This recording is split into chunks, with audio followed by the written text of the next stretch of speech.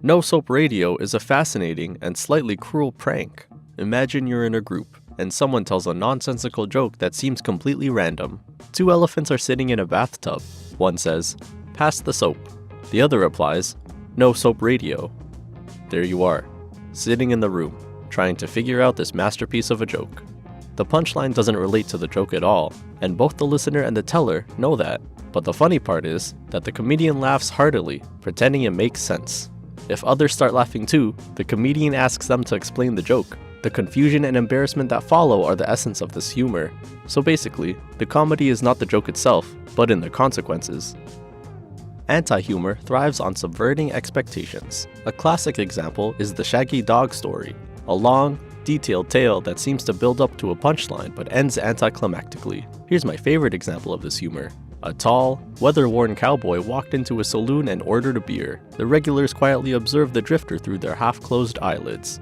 No one spoke, but they all noticed that the stranger's hat was made out of brown wrapping paper. Less obvious was the fact that his shirt and vest were also made out of paper, as were his chaps, pants, and even his boots, including the paper spurs. Truth be told, even the saddle, blanket, and bridle on his horse were made entirely of paper. The sheriff walks in, and, of course, he arrests him immediately for rustling.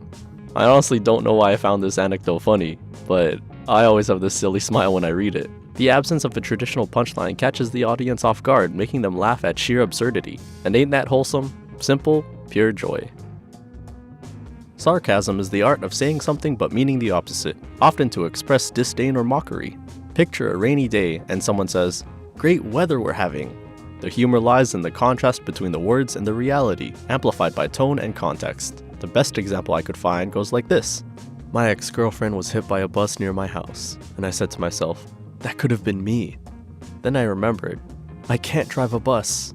Sarcasm requires a keen ear to catch the underlying irony, making it a sharp tool for witty exchanges. In fact, people who use sarcasm are considered more intelligent and clever than those who do not. So next time I mock someone, I'm just being an Einstein, not an asshole. So please, don't hit me with a shovel, Derek. I was only joking. You have a truly wonderful garden that just slightly reminds me of a graveyard. Slapstick is physical comedy at its finest. Think of Charlie Chaplin or Mr. Bean, masters of the genre. Imagine someone slipping on a banana peel or getting a pie in the face. Slapstick involves exaggerated physical actions, often painful or humiliating, to elicit laughter.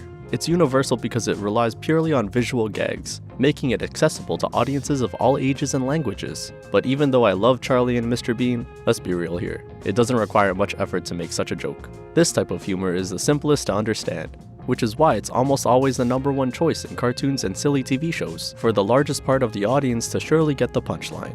And when I say punchline, I mean literally a punch. White humor is the most innocent form of humor. It's free from offensive content and doesn't rely on mockery.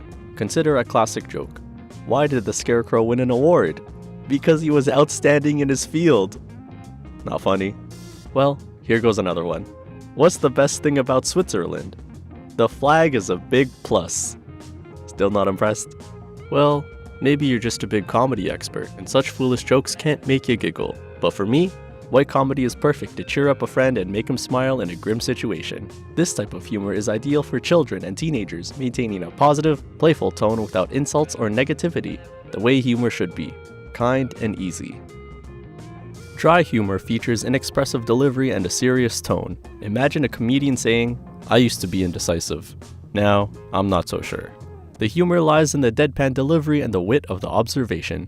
The contrast between the humorous content and the serious presentation creates a subtle, yet powerful comedic effect. Some people call it dad jokes, but personally, I call it the golden humor, because dad jokes are the absolute best. Here's an example. Why should you never eat a clock? It's too time-consuming. See? It's simple, yet so funny when said at the right time with the right people, and to be honest, this advice works with every joke whatsoever. Black humor. Oh, now we're walking a minefield, lads. This type of humor tackles sensitive topics like death, disability, violence, or any hot topic that people usually think about but are afraid to joke about it. It uses shock to provoke laughter, requiring a delicate balance to avoid crossing into offensive territory. This type of humor can lighten difficult subjects and provide relief through laughter, but it demands meticulous handling. For example, here's a joke. and I hope I won't offend anyone, an Indian, an Asian, a black man, and a white man are atop Mount Everest taking in the majesty of it all. The Indian says, "For my people," and jumps off the mountain, plummeting to his death. The Asian follows suit and yells, "For my people," and jumps. The black man steps up and yells, "This is for my people," and pushes the white man off the cliff. Damn it, I shouldn't have grinned at that joke, but I did. I'm a terrible person with a good sense of humor. Satire uses humor and exaggeration to criticize and expose societal flaws, often in politics, but without a straightforward approach. When someone jokes with satirical humor, you're torn between laughing and crying because of the situation's cruelty. Think of shows like South Park or The Simpsons. Satire shines a light on social injustices with a sharp, ironic edge. You might also think of books like Animal Farm, We, or even 1984. It's really hard, nearly impossible to tell a short satirical joke because good satire doesn't rush and usually waits patiently for its time to shine. But if you have any satirical jokes, the comment section is at your service, pal. Surreal humor thrives on illogical and nonsensical elements. It's something so bizarre and inexplicable that it becomes funny. Think of Monty Python sketches. Imagine a man with a fish in his ear who insists it helps him hear better. The humor arises from the absolute absurdity and the challenge to our expectations of reality. Surreal humor requires a fine balance between nonsense and a slight touch of sanity to keep your audience engaged. For example, imagine a woman saying to a child, "You have your father's eyes," and the child replies, "Yeah, I'll put him back in place when I finish playing with him." Maybe it's even a little bit of a dark joke. Yep, it's most definitely dark humor as well. Green humor is about that one thing that nobody dares talk about in public. Well, it's usually this way. You know what I'm talking about, right? Its vulgar nature creates laughter from embarrassment and is obviously primarily targeted to adults.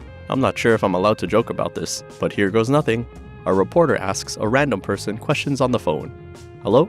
What's your name?" "I'm Kim." The reporter then asks, "Sex?" Man says, 3 to 5 times a week. No, I mean male or female. Yes, male, female, sometimes camel.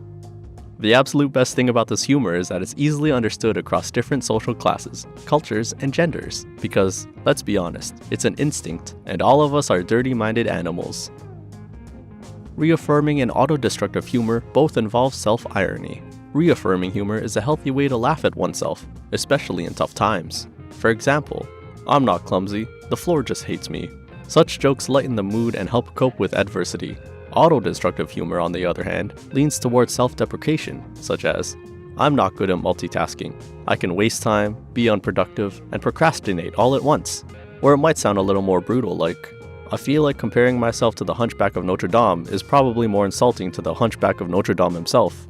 It's good to know how to laugh at yourself in a silly me style. Just don't push it too far. Otherwise, you risk looking like a creep with low self-confidence. Observational humor is grounded in everyday life. It's a staple in stand-up comedy due to its infinite variety of themes that resonate with everyone. For instance, have you ever noticed you can be going up the staircase and think that there's one more step, but there isn't, and you just step into thin air? Or have you ever noticed that someone driving slower than you is an idiot, and anyone who drives faster than you is a bloody idiot? You ever notice jokes are by far the best way to start a stand-up show and my favorite approach to any conversation I want to click in. You set a quirky question, answer it with a joke, and then expand it into a long speech, and everyone loves you. Or, it should work this way, but it usually doesn't. Insult comedy, the all-mother of almost every single joke we make, revolves around offensive insults, often directed at the other performers or the audience. It's essential in almost every joke, one way or another. Let's be real here. It is fun. Don't let people mock you and laugh at you more than you like. But know how to take a joke when it's not made out of the intention to hurt your feelings, but to have a laugh. The best thing is, almost every type of humor I've mentioned during this video almost always includes insults. Sometimes more harsh, sometimes less, but the fact remains the same. And you don't even have to ask for examples, you know them for sure. So let's end this video with a good joke that I'm sure everyone will like. An Englishman, a Russian, a Chinese, and a Jew walk into a bar.